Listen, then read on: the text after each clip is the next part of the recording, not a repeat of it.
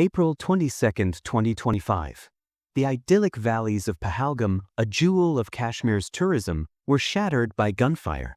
Masked militants stormed a crowded market, targeting tourists with chilling precision. 26 lives were lost, 24 Indian nationals, a Nepalese tourist, and a local guide, while 17 others lay injured. The Kashmir Resistance Front, TRF, a shadowy group linked to Pakistan's Lashkar-e-Taiba, claimed responsibility. Within hours, India accused Pakistan of orchestrating the attack. Islamabad denied it, calling the allegations a political stunt. But this was no ordinary exchange of blame. India retaliated with unprecedented measures, suspending the Indus Waters Treaty, closing the Attari-Wagah border, expelling diplomats, and halting visas.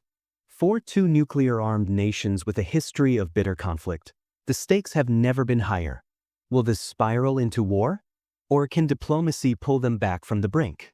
The attack, details, and immediate fallout. The attack unfolded at 3:15 p.m. local time, as tourists shopped for souvenirs near Betab Valley.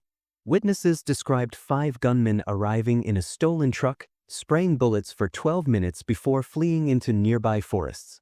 Security forces later killed 3 attackers in a firefight, while 2 others detonated suicide vests. Prime Minister Modi's response was swift and severe. In a televised address, he declared, "This bloodshed will not go unanswered." India suspended the 1960 Indus Waters Treaty, a landmark agreement granting Pakistan 80% of the Indus River's waters.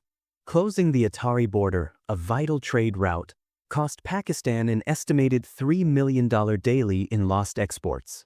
Expelling diplomats and revoking visas isolated Pakistan further. But Islamabad fired back.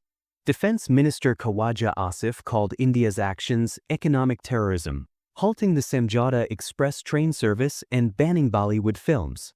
The diplomatic tit-for-tat mirrored the lead-up to the 2019 Balakot strikes, but with one critical difference. India's elections are weeks away, and Modi's BJP faces pressure to act decisively. Pakistan's National Security Committee, led by Prime Minister Shehbaz Sharif, has declared India's suspension of the Indus Waters Treaty and border closures an aggressive escalation, vowing to challenge the move at the International Court of Justice. In response, Islamabad authorized military drills along the eastern border, halted all cross-border movement via Wagah, requiring travelers with valid documents to return by April 30th, and shut Pakistan's airspace to Indian.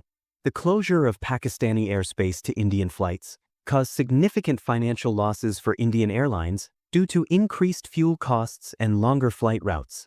Based on historical data from a similar airspace closure in 2019, Indian Airlines, including Air India and Indigo, incurred losses of at least $64 million over 5 months, with Air India alone losing approximately $71.6 million due to rerouting and operational disruptions.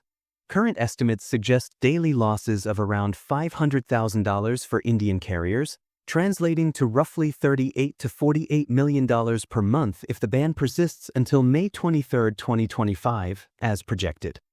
Evidence, denials, and political motives. India's case hinges on 3 pillars of evidence. First, the TRF's ownership of the attack. Intelligence agencies linked TRF to Lashkar-e-Taiba through intercepted communications and funding trails. Second, the Pakistani IDs recovered from the militants, corroborated by DNA matches to families in Punjab province. Third, the weapons, AK-47s and M4 carbines, matched those used in the 2023 Rajouri attack, which India also blamed on Let. Foreign Secretary Vikram Misri presented these findings to the UN, demanding Pakistan's designation as a state sponsor of terrorism. Pakistan's rebuttal was equally forceful. Prime Minister Shehbaz Sharif dismissed the evidence as fabricated, arguing that Kashmiris need no foreign training to resist India's occupation.